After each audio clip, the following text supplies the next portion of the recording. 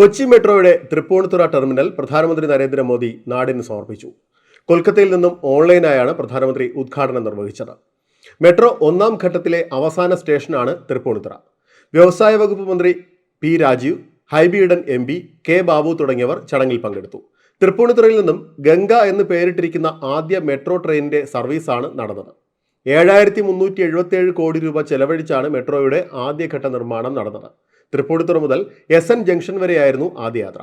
ഉദ്ഘാടനത്തിന് ശേഷം തൃപ്പൂണിത്തുറയിൽ നിന്ന് ഭിന്നശേഷിയുള്ള കുട്ടികളുമായി ആദ്യ ട്രെയിൻ ആലുവയിലേക്ക് പുറപ്പെട്ടു. തുടർന്ന് പൊതുജനങ്ങൾക്കുള്ള സർവീസ് ആരംഭിക്കും.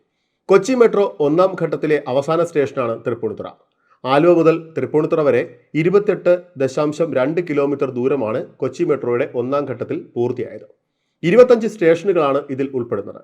7377 കോടി രൂപ പദ്ധതിക്കായി ആകെ ചെലവ് വന്നു.